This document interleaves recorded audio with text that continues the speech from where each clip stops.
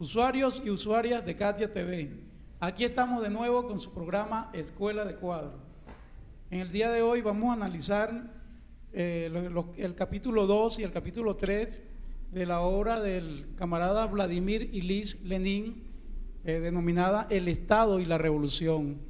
Para ello nos acompañan los camaradas Mirza Aguilar, Ireri San Vicente, Jesús Peñalosa, Carlos Rodríguez, Silvestre Montilla, Cira Pascual, el camarada Manuel Sutherland y quien les habla, Luis Álvarez.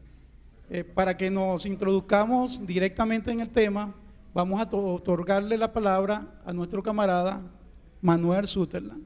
Ok, el capítulo 2 básicamente se trata sobre lo que fue la Revolución Europea del 48 al 50. Ese periodo de tiempo aparecen libros muy importantes para el marxismo, ¿no? Lo que es el Principio de Comunismo de Engels y el Manifiesto Comunista, básicamente. Son vísperas de la Revolución y se está tejiendo un debate muy importante adentro de la Primera Internacional sobre la importancia del Estado. Si hay que destruirlo apenas se tome el poder, como decían los anarquistas, Bakunin, Kropotkin, o si hay posibilidades de reformarlo o convertirlo en un Estado obrero para su extinción.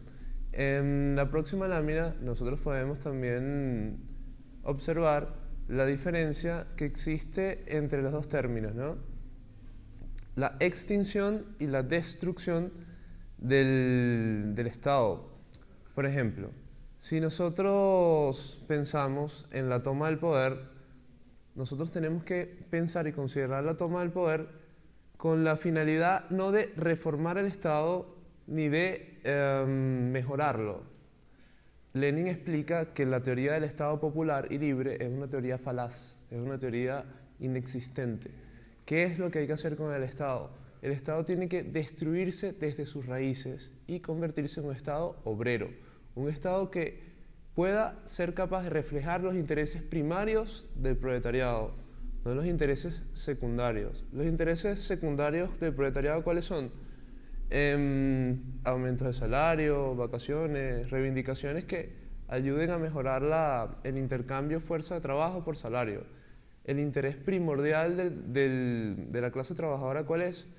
Tomar el poder, hacer la revolución y destruir la explotación del hombre por el hombre. El Estado burgués es una simple asociación de burgueses para la defensa de sus intereses. Cualquier tipo de disfraz que se coloque, ¿no? Cualquier tipo de máscara. Veamos. Lenin explica básicamente que a medida que el proletariado se forma, se educa con su partido, con su vanguardia, va comprendiendo la necesidad firme de destrucción absoluta de las bases del Estado.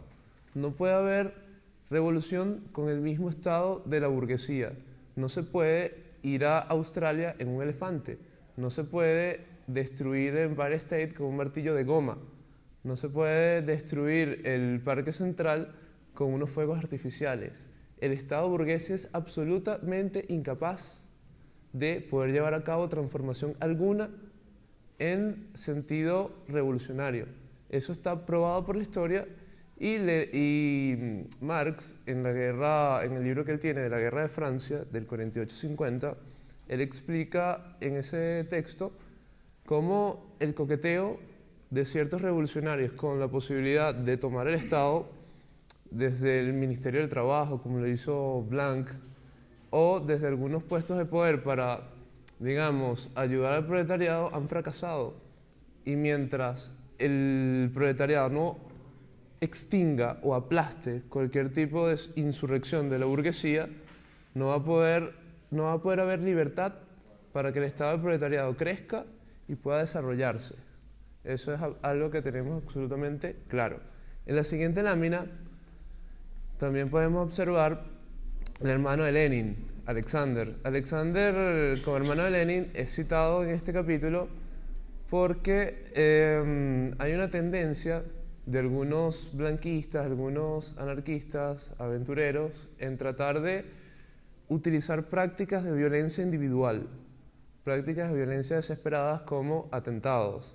El hermano de Lenin, mayor, Alexander, muy querido, era de un partido o de un movimiento que se llamaba La Voluntad del Pueblo.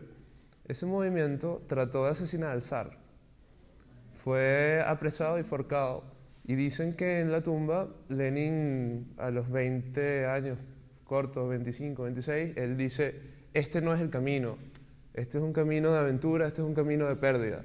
El camino es la formación del Partido de los Trabajadores, la educación y la claridad. ¿Qué es lo que sucede? También nosotros, en el 18 Brumario de Luis Bonaparte, Marx explica en un texto que redacta, según dice la historia, en apenas 3 meses, la necesidad de que las revoluciones no traten de tomar el Estado burgués y perfeccionarlo.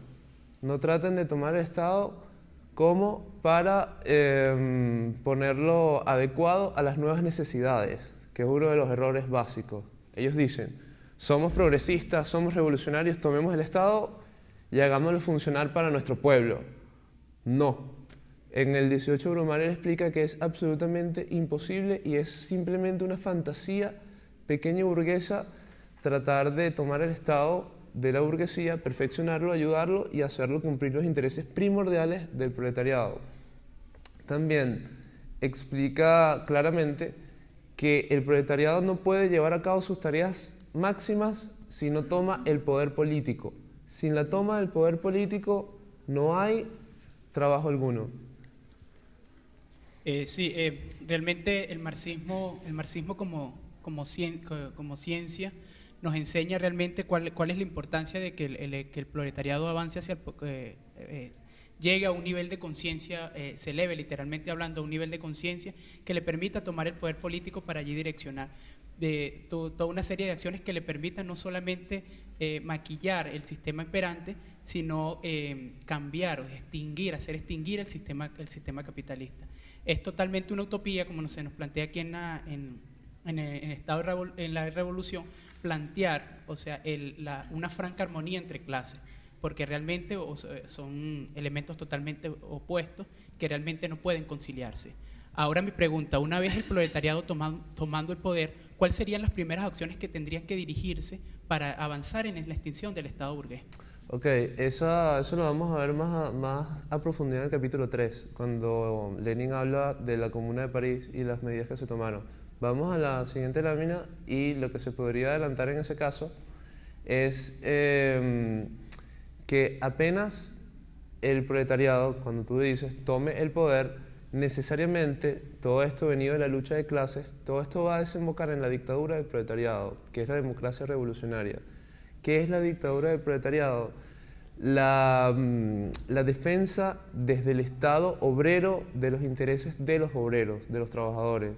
Ahí en la dictadura del proletariado va a ser la verdadera democracia, porque la mayoría y la gran cantidad de trabajadores no van a tener acceso al poder, van a tener acceso a la toma de decisiones reales de la sociedad, que están en manos de un pequeño puñado de burgueses quienes administran y, digamos, tratan de organizar la sociedad para maximizar la ganancia y tratar de pagarle menos a los trabajadores para seguir su dominación.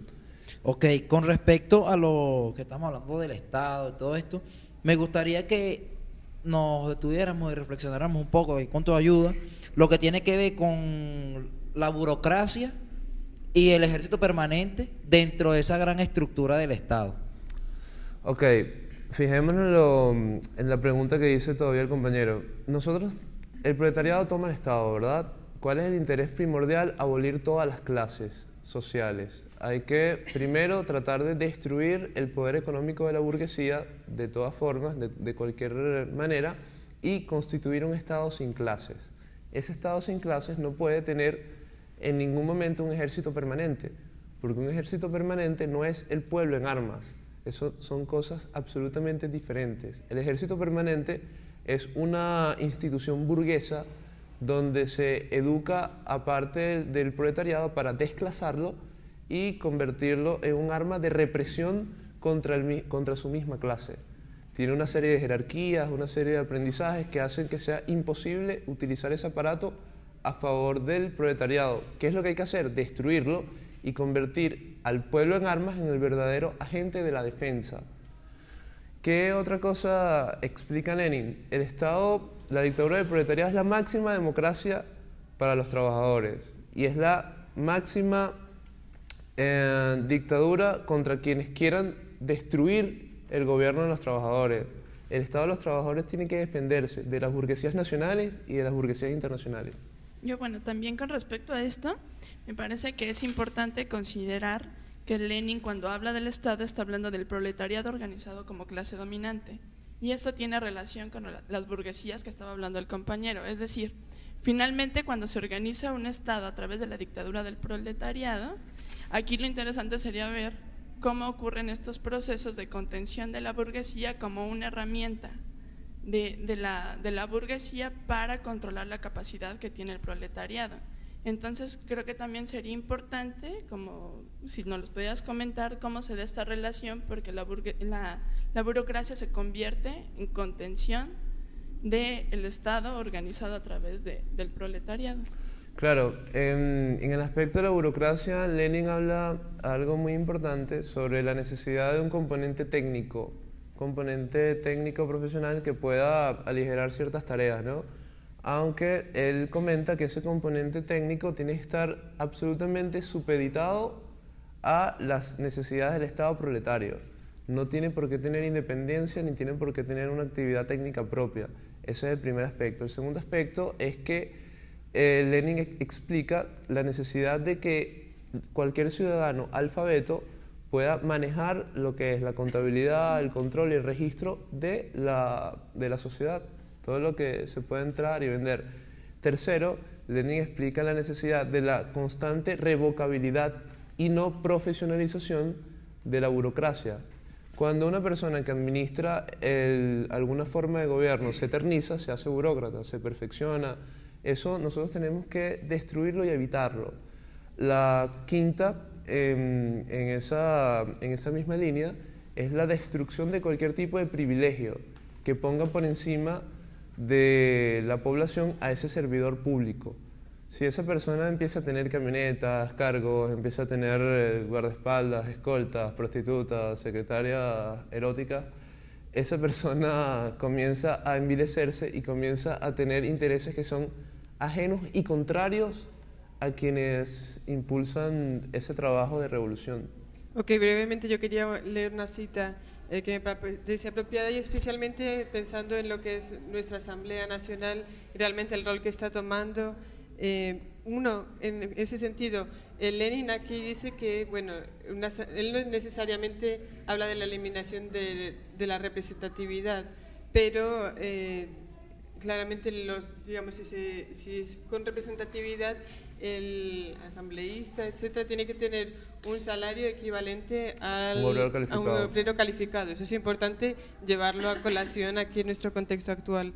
Y la cita que quería leer: reduciremos a los funcionarios del Estado a ser simples ejecutores de nuestras directivas, inspectores y contables, responsables amóviles y moderadamente retribuidos, que simplemente para llevarlo a colación en cuanto a nuestra situación actual, en la cual tenemos una asamblea realmente de personas privilegiadas y que no tienen una vinculación con el proletariado, digamos. Absolutamente. En la próxima lámina, Lenin tiene una especie de capítulo o acápite en el cual habla del parlamentarismo burgués, ¿verdad? Ese parlamentarismo burgués se relaciona básicamente a lo que te explica. Son personas que están absolutamente alejadas del proletariado, no tienen contacto, no trabajan en ninguna organización, digamos, de masas, no trabajan en ningún oficio, salvo el de discutir, hablar, conversar, tomarse un café acerca de leyes que generalmente están alejadas de la realidad. Entonces ese parlamentarismo burgués hay que destruirlo de raíz. La verdadera asamblea tiene que ser la asamblea de la comunidad y, como habíamos dicho, tiene que estar siempre el principio de la revocabilidad, siempre el principio de que ese asambleísta también trabaje también sea obrero, también haga una función productiva en la sociedad. Y tercero, que no tenga un salario por encima de un obrero calificado, ¿no? Que no tenga ningún tipo de acceso a privilegios que lo puedan alejar de las masas. En la sección 1 del capítulo 3, ya entrando en lo que Marx explica como la comuna, él trata de visualizar lo que pasó en 1871 en Francia, esos días que en verdad cambiaron el mundo, y que de ahí es donde viene la frase "la toma del cielo por asalto", que después José Martí habla sobre quienes toman el cielo lo merecen. También tiene otra frase muy, muy bonita y refiere a ese hecho histórico mediante el cual se construye el primer Estado obrero de la humanidad. En Francia se da una revuelta social que destroza las bases burocráticas y empiezan a organizarse mediante comunas autogobernadas, sin parlamentarios burgueses. Empieza a haber un proceso de liberación de la mujer también, empiezan a haber selecciones y elecciones paritarias. Antes el voto era censitario, es decir, votaban quienes tenían un ingreso mínimo, no votaban todas las personas. Y la comuna comienza a destruir las bases del Estado burgués, dándole actividad a cada trabajador como legítimo administrador de los recursos del proletariado. Representantes revocables, representantes con salarios equivalentes al trabajo de un obrero. En la próxima lámina, no sé, ¿querías decir algo? Ok, no, mi intervención era por lo siguiente. Quería hablar sobre el tema de la Comuna de París y con respecto a que ese fue el primer intento de formación de un Estado obrero. ¿Cómo que se dice? Abolición de un Estado burgués. Entonces, tuvo su eliminación, pues, no tuvo éxito. Entonces, aquí en Venezuela actualmente se está haciendo lo que es la construcción del poder comunal por lo siguiente, por lo que son los consejos comunales. Sabemos que tienen sus debilidades y tienen mucha fortaleza. Ahora, ¿cuáles son los consejos que se le podría dar a este poder naciente para que no ocurra lo mismo que ocurrió con la Comuna de París? Vaya, no, son circunstancias absolutamente diferentes. Lo que pasó en la Comuna de París tomó a Marx por sorpresa. Incluso en algunas cartas con Veblen o algunos amigos alemanes, él comenta que le parecía apresurado la toma del poder en París y que era una aventura y que podía terminar sangrientamente, como en efecto sucedió, ¿no? Pero cuando estalla la Comuna de París, Marx es el principal digamos, propagandístico de la comuna, le da un apoyo grandísimo, hermoso, y considera, como habíamos dicho, que tomaron el cielo por asalto. La Comuna de París tuvo a un proletariado muy joven, el proletariado francés, sin la necesaria alianza con el campesinado francés, que es la gran mayoría del país, y tuvo a una burguesía francesa que ya había hecho la revolución del 1789, había destruido todo el Estado feudal y ya tenía alianzas con Inglaterra, Alemania, y estaba verdaderamente madura como para impedir el ascenso de la comuna. Hubo una alianza con el ejército prusiano y la comuna fue evidentemente aplastada, ¿no?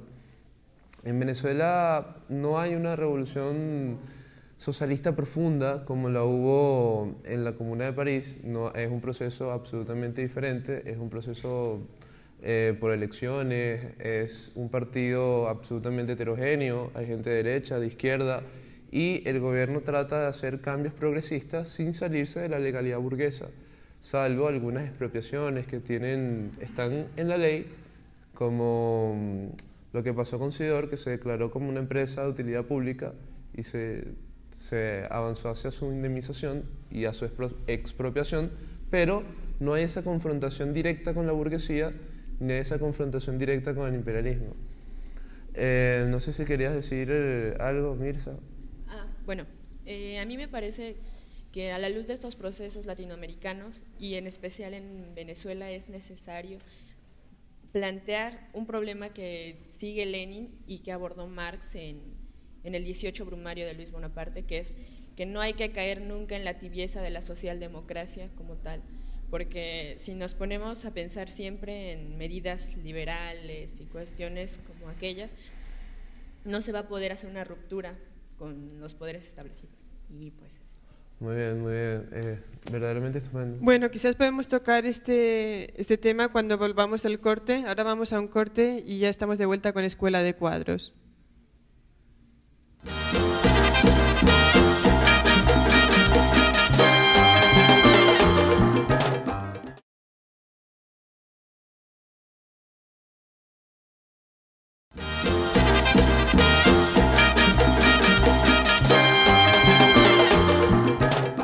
Estamos de vuelta con su programa Escuela de Cuadros. Estamos discutiendo el Estado y la Revolución de Lenin.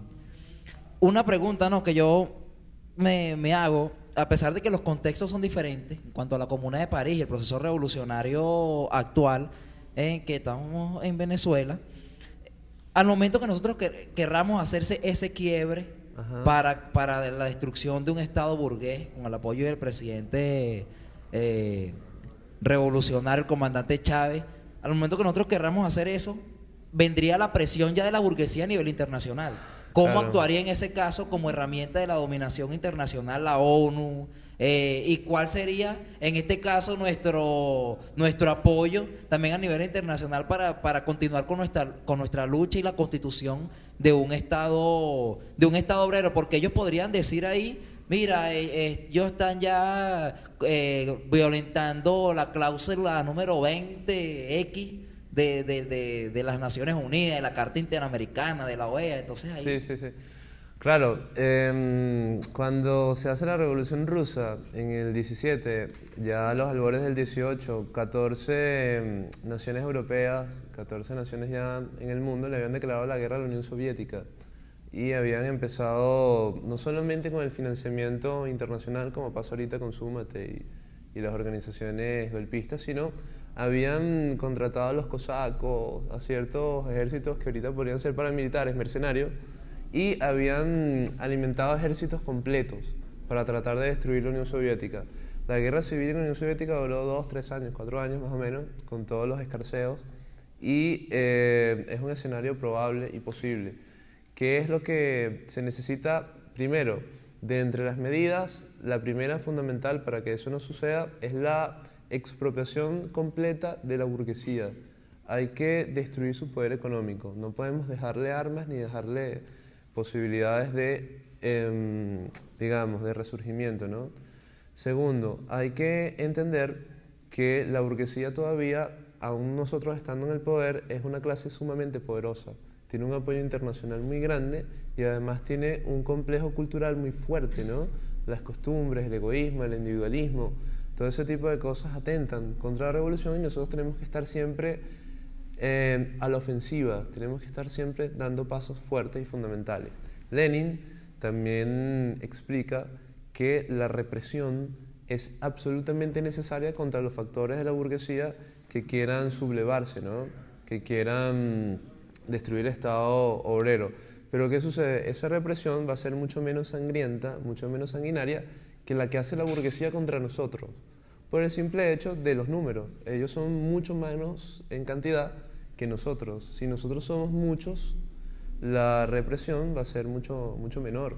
E incluso cuando se toma el Smolny, el Palacio Blanco, mueren muy pocas personas. La cantidad, 20 contra 1, uno no va a agredir a 20, correcto, y es la misma comparación. Viendo, compañero. No, era de resaltar y recalcar, de tomar sus palabras acerca de la represión, porque comentábamos que hay muchísima estigmatización con algunas palabras o con algunos conceptos del marxismo, entre los que está dictadura del proletariado y la violencia ejercida sobre la burguesía una vez que el proletariado haya tomado el poder, y que realmente es la necesidad de que el proletariado se articule en función de poder dar una represión que permita aplastar a la burguesía como clase y que permita que ella se volque contra nosotros. Realmente el Che Guevara decía una vez que los revolucionarios estamos movidos por un profundo sentimiento de amor, y es por ese profundo sentimiento de amor que nosotros en algún momento tenemos que ejercer una violencia y aplastar cualquier que intente revertir las conquistas que el proletariado haya hecho como clase. Y realmente eso es a lo largo de se ha visto a lo largo de toda la historia, y realmente es eso, ¿no? la fuerza ejercida de un bien colectivo. Excelente, excelente. De hecho, Lenin lo explica también y dice que la falta de represión profunda contra la burguesía es factor fundamental para que ella se rearme, vuelva a las armas y nos destroce. Lo que hay que recalcar es que, fijémonos, nosotros somos la gran mayoría, y a medida que nosotros tengamos mayor fuerza, podemos hacer un ejercicio de disuasión suficientemente fuerte para que la represión no sea sanguinaria y sea lo menos dura posible. ¿Por qué? Porque cuando se hace la revolución, más o menos el 98% de las personas van a salir beneficiadas. Solamente un minúsculo grupo de burgueses monopolistas, burgueses explotadores, como todos, van a ser verdaderos perjudicados. Nosotros no estamos haciendo la revolución para matar a nadie ni perseguir a nadie, sino para llenar al pueblo de verdaderas satisfacciones, buscar el desarrollo personal, el desarrollo colectivo y el desarrollo multifacético del ser humano. La represión es una alternativa obligatoria cuando ellos tratan de destruir todo el camino que nosotros queremos formar. Nosotros no queremos asesinar a ningún burgués, queremos que más bien suelten ese camino explotador, suelten esa visión social miserable y asquerosa que mantiene a la gente en la miseria, a la gente en la pobreza, su sistema. Más bien queremos que ellos se dignifiquen, rompan con toda su estructura y trabajen, sean productivos. Bueno, a la luz de los procesos que hay en América Latina, cuando Lenin habla de la dictadura del proletariado, está hablando de una capacidad de conciencia de los trabajadores. Es decir, el simple hecho de que sea trabajador no lo convierte en parte de la clase proletaria. Pero a la luz de los procesos actuales en América Latina, hay muchas centrales o grupos, sindicatos en América Latina que están altamente vinculados con la burguesía y que no pretenden romper ese vínculo. ¿Cómo articular esa capacidad de conciencia de los trabajadores a la luz de un proceso que es tan fuerte, ese vínculo de sindicatos con las grandes burguesías? Ok, primero que nada, los trabajadores, la clase obrera en sentido amplio son todas las personas que viven de su trabajo, ¿no?, propio, y todas las personas que viven de su trabajo propio, su trabajo asalariado, su trabajo, digamos, sus brazos, su intelecto, son personas de la clase trabajadora, son clase trabajadora, todas. ¿Qué es lo que sucede? Marx habla de dos funciones, ¿no? Clase en sí y clase para sí. La clase en sí son todos, la clase para sí son pocos. ¿Son pocos por qué? Porque no tienen la conciencia de saberse explotados ni la conciencia de saberse sujeto histórico del cambio social, ¿verdad?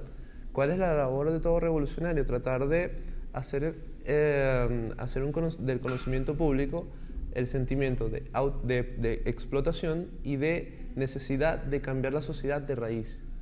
De cambiar la sociedad de raíz como sujetos históricos del cambio social, ¿correcto?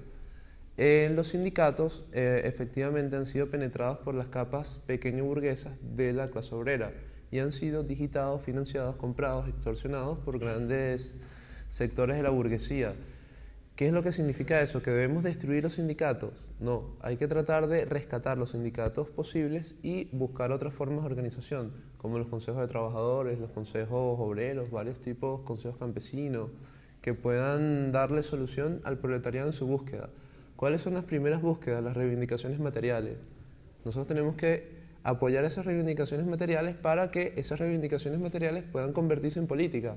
¿Qué es lo que pasó en Ciudad ahora? La reivindicación era el contrato colectivo.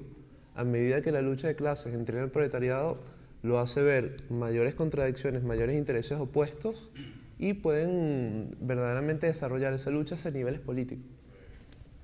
Sí, bueno, ahora que te refieres al caso Sidor, quería referirme fundamentalmente al proceso revolucionario bolivariano de Venezuela.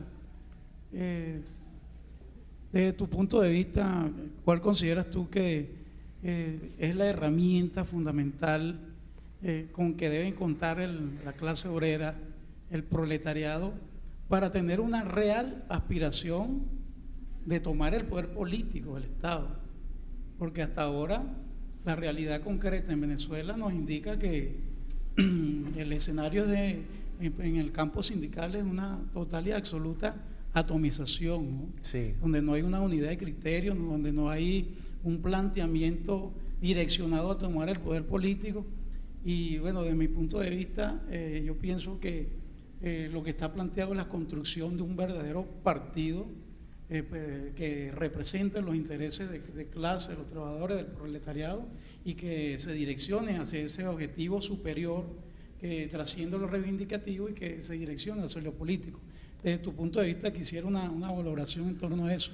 Oye, sí, Marx, Lenin, Engels, todos han puesto su verdadera perspectiva acerca de la necesidad histórica de un partido que verdaderamente represente a la clase, represente los intereses fundamentales de la clase, un partido exclusivamente de la clase trabajadora. ¿Por qué tiene que ser exclusivamente de la clase trabajadora? Los partidos policlasistas, frentes y otro tipo de organizaciones han demostrado que tienen intereses muy heterogéneos, ¿no? Muy diversos. Están pequeños burgueses, empresarios. Cuando hay una mezcla, los intereses fundamentales de la clase se pasan por debajo de la mesa, no dejan crecer y empiezan los intereses secundarios. Nosotros tenemos que construir un partido verdaderamente revolucionario, verdaderamente clasista, verdaderamente que verdaderamente defienda los intereses de la clase trabajadora, los intereses máximos. ¿Cuáles son los intereses máximos? La destrucción de la explotación del hombre por el hombre y la dirección y gestión de toda la producción y distribución de la riqueza nacional. Los partidos policlasistas abogan por aumentos salariales, vacaciones, viviendas, ese tipo de cosas. Nosotros no necesitamos eso, nosotros no podemos caer en esa trampa pensando de forma oportunista, meternos en algunos sitios donde verdaderamente no se desarrolle las políticas básicas y claras del proletariado a favor de la toma del poder político y la destrucción absoluta de las bases capitalistas de la sociedad y la construcción de algo totalmente diferente a lo que estamos haciendo. Viendo un aspecto fundamental del capítulo 3, de las medidas básicas, la supresión del ejército permanente, una medida, ¿no?, que lo dijo la compañera. 2, el sufragio universal y la revocabilidad de todos los burócratas, jueces, alguaciles, todo ese tipo de cosas. 3, la eliminación y supresión de todos los lujos, todos los privilegios, digamos, los emolumentos que puedan tener. 4, la obligación de que los trabajadores puedan no solamente gestionar y quedarse como administradores, sino sean administradores y productores. Se rompa esa división del trabajo manual, intelectual, ciudad, campo, y verdaderamente haya un desarrollo integral del ser. Y la quinta podría ser, digamos, la más importante, es la toma de los medios de producción en manos de los trabajadores. No puede haber socialismo si hay burguesía que tiene en sus manos la forma de producir, de distribuir y la forma de organizar a la sociedad. Es absolutamente imposible. En la próxima lámina también podemos observar lo que habíamos dicho, la necesidad de reprimir cualquier intento de la burguesía de destruir nuestro proyecto, ¿verdad? En la Comuna de París, lamentablemente, vimos cómo la burguesía extranjera mandó a su ejército. Toda burguesía que se precie tiene su ejército para reprimir y, digamos, destruir. El ejército prusiano a asesinar a mujeres y niños franceses en las barricadas. Y si nosotros vemos la arquitectura de la ciudad de París, que antes tenía callejuelas y era difícil de acceso para los ejércitos grandes, ¿no?, cañones y esas cosas, ahora la burguesía destrozó eso y convirtió las calles de París en calles sumamente anchas, para que entrara la infantería y pudiera aplastar cualquier tipo de manifestación. Es decir, en la sociedad capitalista nada es accidental. Todo está hecho por una clase para su dominación y perpetuación, ¿correcto? Hasta las calles de la ciudad. También está lo que habíamos hablado del registro y control, que ahorita es la Contraloría Social, pero que está muy tibio por la falta de transparencia y la falta de información necesaria. Ok, ¿tú querías decir algo? Ok. Vemos la profunda necesidad de lo que dice Eduardo Sartelli, la expropiación de los expropiadores por los expropiados. Eso es no es un trabalengua, sino es una necesidad de los expropiar a quienes expropian a otros expropiadores, porque la burguesía expropia no solamente el trabajo excedente, lo que se convierte en plusvalía, sino expropia a otros burgueses. Y hay un proceso de concentración y centralización de capital que permite que en Estados Unidos en 1900 hayan exactamente 120, 130 empresas de carros y ahorita queden 2. Correcto. Entonces, también en la próxima lámina podemos observar lo que habíamos hablado del parlamentarismo burgués, lo que Lenin explica en una frase lapidaria que significa: los miembros de una clase se turnan en periodos diferentes para aplastar a otros miembros de una clase diferente. Charlan y hablan y dicen que hacen las leyes y parecieran que hicieran gobierno, pero el verdadero gobierno y administración de ese Estado se hace tras bastidores. Todo lo que no sabemos, los cafés, las reuniones, los restaurantes, ahí es donde ellos manejan verdaderamente el Estado y donde ellos digitan todo lo que son las básicas decisiones para poder suprimir al proletariado y perpetuarse como clase dominante. Todo lo que hace el Estado de la burguesía es tratar de perpetuarse en el tiempo y asegurar la dominación por la vía más pacífica posible, ¿correcto? ¿Cuál es esa vía? La democracia burguesa, que es la máscara que les permite a los burgueses tratar de sembrar las ideas de igualdad, libertad, fraternidad y todo ese tipo de cosas. Ellos pueden llegar al fascismo o pueden llegar al nazismo, a algún tipo de régimen extremo, cuando la situación de crisis es muy fuerte. Cuando el Estado rompe, no tiene ejército, no tiene organizaciones, no tiene correos, tiene que haber una reorganización violenta, criminal del Estado en contra del proletariado para evitar que el proletariado surja y pueda disputar el poder, ¿correcto? En la próxima lámina, no sé si querías decir algo. ¿Sabes qué? Una vez escuché en medio de una discusión que, ya que hablas del fascismo y en cuanto al Estado y a la utilización de esa represión, que el fascismo era así como el imperialismo era la fase superior del capitalismo, el fascismo también era la fase superior del imperialismo, como ya un método de dominación y de represión en contra de las masas. No sé qué valoración tienes. Pues. No, el fascismo no es un sistema de producción ni es una fase del capital. El fascismo solamente es un régimen político. Es un régimen político que, como habíamos dicho, se manifiesta en ocasiones muy especiales, ¿verdad? En ocasiones donde la crisis es tan grande que tiene que haber una reorganización brutal del Estado para suprimir cualquier intento revolucionario. Si nosotros vemos el ascenso de Mussolini, de Hitler, por ejemplo, los más arquetípicos, del mismo Pinochet, hay verdaderas franjas de la población en pobreza, hay una situación prerevolucionaria que la burguesía trata de aplastar a como dé lugar.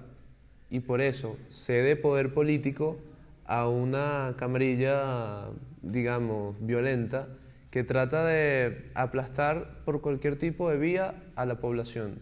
Pero, como todos sabemos, como dice Bonaparte, tú puedes hacer cualquier cosa con tu espada menos sentarte en ella.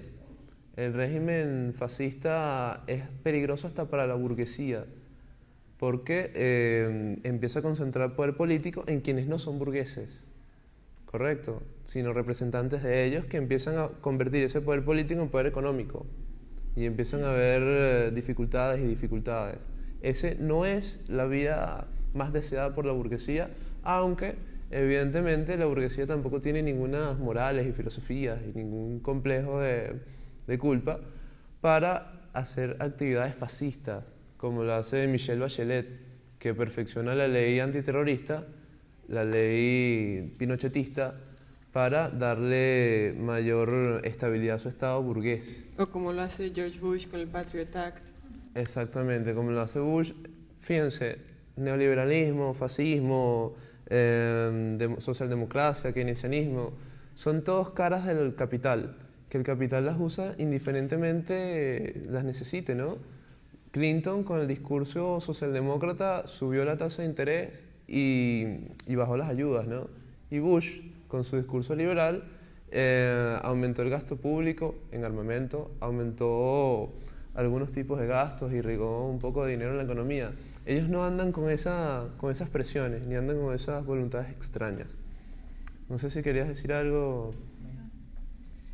Con respecto a lo que tú también comentabas ahorita, ¿podría decirse entonces que esa utilización de la violencia se convierte también en un arma de doble filo, que es como, mi percepción es que como se está viviendo ahorita en Colombia, que el gobierno hizo alianza con los paramilitares, se convierte en un gobierno paramilitar, y ahora Uribe se ve en la obligación de a esa misma gente que estaba presa por paramilitares, enviarlos a Estados Unidos en una mascarilla, y que allá, bueno, duran 10 años, ellos allá dicen quiénes estaban colaborando, después le dan otra identificación, le cambian el nombre y todo. O sea, se podría decir que ya el mismo paramilitarismo en Colombia, el empleo de la fuerza, también está ahorcando al mismo gobierno. No, bueno, no sé, no te puedo decir sí o no de forma drástica, pero en mi criterio no, porque el paramilitarismo es una acción legítima de la burguesía, ¿no? Es una acción que ellos tratan, de la burguesía colombiana, ¿no?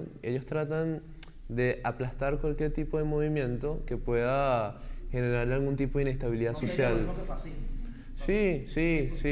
Uribe ciertamente aplica políticas fascistas, pero ¿por qué aplica políticas fascistas más duras? Por la situación de crisis que tiene Colombia. Si Colombia no tuviera una situación de crisis tal, no aplicar esas medidas, como por ejemplo Alan García en Perú, que no tiene esas necesidades, aunque practicaron medidas ampliamente fascistas contra Sendero, ¿no? Y contra cualquier, por ejemplo, lo que pasa en México. Hay una gran cantidad de paramilitares que están siendo entrenados para asesinar el proyecto zapatista, ¿no? Hay en varias partes del mundo ejércitos privados, como en Irak, que son exclusivamente mercenarios. No tienen ningún tipo de reglas, ningún tipo de organización, ni de veedores, ni nada, sino simplemente son utilizados para amedrentar cualquier tipo de intento de la población para sublevarse.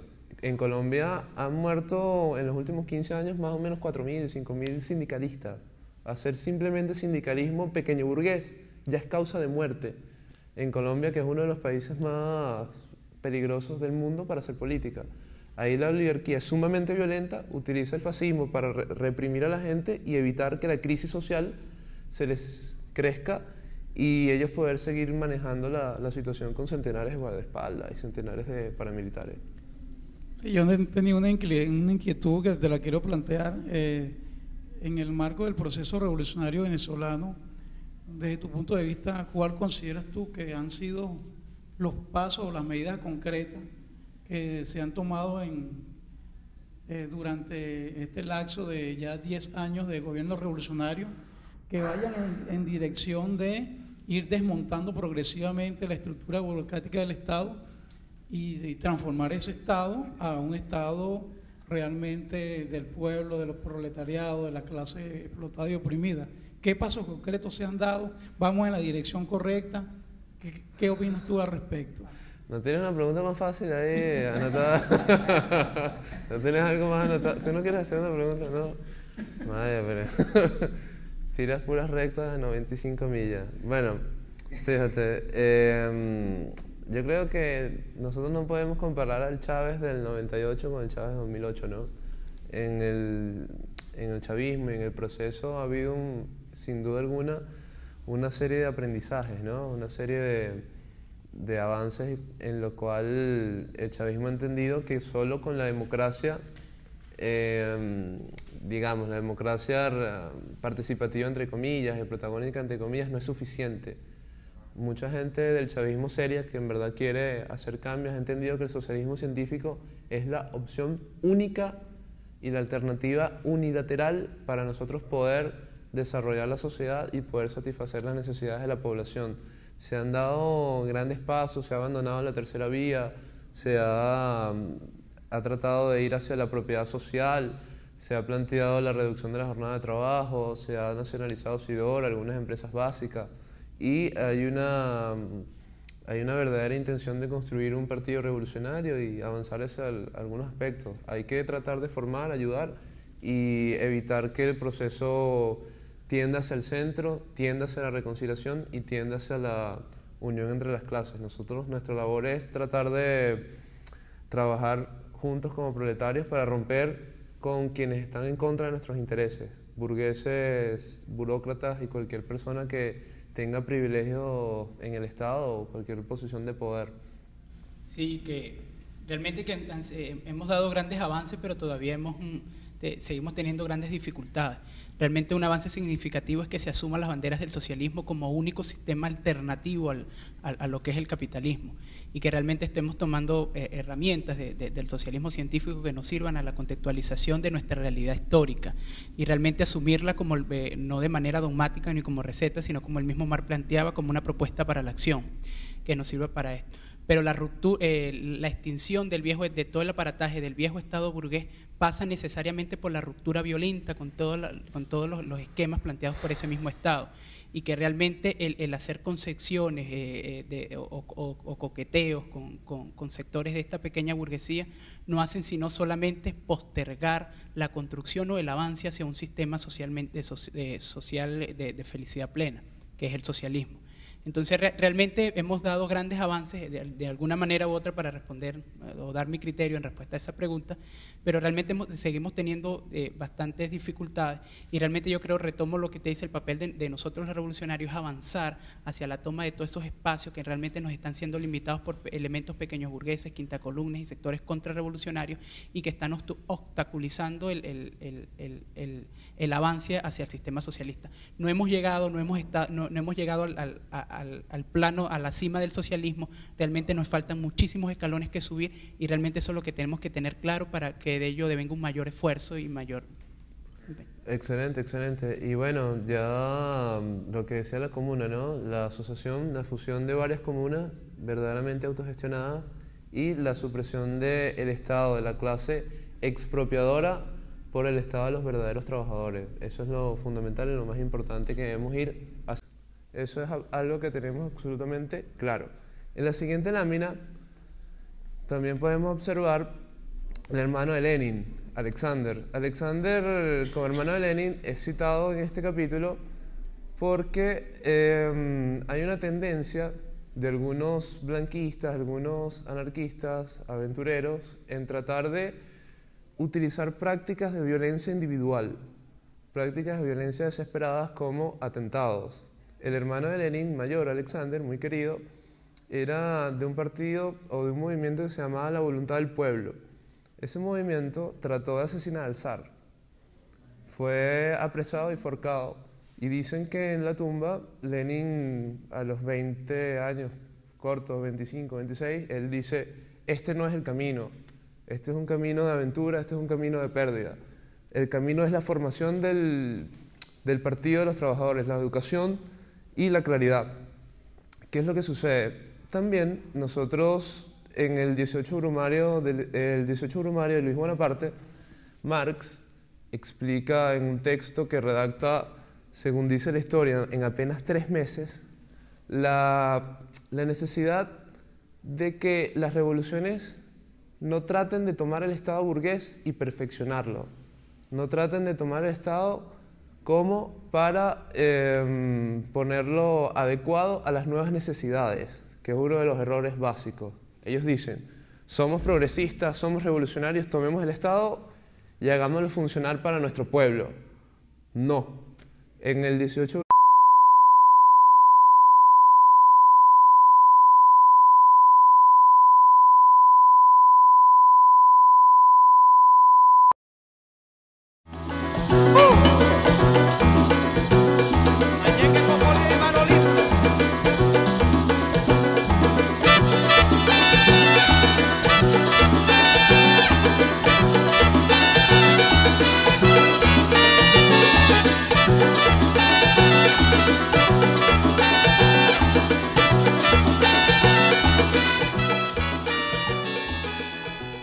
Saludos, usuarios y usuarias de Katia TV.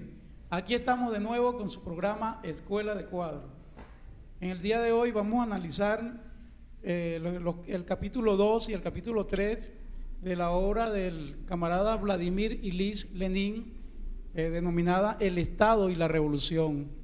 Para ello nos acompañan los camaradas Mirza Aguilar, Ireri San Vicente, Jesús Peñalosa, Carlos Rodríguez, Silvestre Montilla, Cira Pascual, el camarada Manuel Sutherland y quien les habla, Luis Álvarez. Para que nos introduzcamos directamente en el tema, vamos a otorgarle la palabra a nuestro camarada Manuel Sutherland. Ok, el capítulo 2 básicamente se trata sobre lo que fue la Revolución Europea del 48 al 50. Ese periodo de tiempo aparecen libros muy importantes para el marxismo, ¿no? Lo que es el Principio del Comunismo de Engels y el Manifiesto Comunista, básicamente. Son vísperas de la Revolución y se está tejiendo un debate muy importante adentro de la Primera Internacional sobre la importancia del Estado. Si hay que destruirlo apenas se tome el poder, como decían los anarquistas, Bakunin, Kropotkin, o si hay posibilidades de reformarlo o convertirlo en un Estado obrero para su extinción. En la próxima lámina nosotros podemos también observar la diferencia que existe entre los dos términos, ¿no? La extinción y la destrucción del Estado. Por ejemplo, si nosotros pensamos en la toma del poder, nosotros tenemos que pensar y considerar la toma del poder con la finalidad no de reformar el Estado ni de mejorarlo. Lenin explica que la teoría del Estado popular y libre es una teoría falaz, es una teoría inexistente. ¿Qué es lo que hay que hacer con el Estado? El Estado tiene que destruirse desde sus raíces y convertirse en un Estado obrero, un Estado que pueda ser capaz de reflejar los intereses primarios del proletariado, no los intereses secundarios. Los intereses secundarios del proletariado, ¿cuáles son? Aumentos de salario, vacaciones, reivindicaciones que ayuden a mejorar el intercambio fuerza de trabajo por salario. El interés primordial de la clase trabajadora, ¿cuál es? Tomar el poder, hacer la revolución y destruir la explotación del hombre por el hombre. El Estado Brumarer explica que es absolutamente imposible y es simplemente una fantasía pequeña burguesa tratar de tomar el Estado de la burguesía, perfeccionarlo, ayudarlo y hacerlo cumplir los intereses primordiales del proletariado. También explica claramente que el proletariado no puede llevar a cabo sus tareas máximas si no toma el poder político. Sin la toma del poder político no hay trabajo alguno. Realmente el marxismo como ciencia nos enseña realmente cuál es la importancia de que el proletariado avance hacia llegue a un nivel de conciencia, se eleve literalmente hablando a un nivel de conciencia que le permita tomar el poder político para allí direccionar de toda una serie de acciones que le permitan no solamente maquillar el sistema imperante, sino cambiar o hacer extinguir el sistema capitalista. Es totalmente una utopía, como se nos plantea aquí en la revolución, plantear, o sea, una franca armonía entre clases, porque realmente son elementos totalmente opuestos que realmente no pueden conciliarse. Ahora mi pregunta, una vez el proletariado tomando el poder, ¿cuáles serían las primeras acciones que tendrían que dirigirse para avanzar en la extinción del Estado burgués? Ok, eso lo vamos a ver más a profundidad en el capítulo 3, cuando Lenin habla de la Comuna de París y las medidas que se tomaron. Vamos a la siguiente lámina y lo que se podría adelantar en ese caso es que apenas el proletariado, cuando tú dices tome burgués, es una simple asociación de burgueses para la defensa de sus intereses. Cualquier tipo de disfraz que se coloque, ¿no? Cualquier tipo de máscara. Veamos. Lenin explica básicamente que a medida que el proletariado se forma, se educa con su partido, con su vanguardia va comprendiendo la necesidad firme de destrucción absoluta de las bases del Estado. No puede haber revolución con el mismo estado de la burguesía. No se puede ir a Australia en un elefante. No se puede destruir el Empire State con un martillo de goma. No se puede destruir el Parque Central con unos fuegos artificiales. El Estado burgués es absolutamente incapaz de poder llevar a cabo transformación alguna en sentido revolucionario. Eso está probado por la historia y Marx, en el libro que él tiene de la Guerra de Francia, del 48-50, él explica en ese texto cómo el coqueteo de ciertos revolucionarios con la posibilidad de tomar el Estado desde el Ministerio del Trabajo, como lo hizo Blanc, o desde algunos puestos de poder para, digamos, ayudar al proletariado, han fracasado. Y mientras el proletariado no extinga o aplaste cualquier tipo de insurrección de la burguesía, no va a poder haber libertad para que el Estado del proletariado crezca y pueda desarrollarse.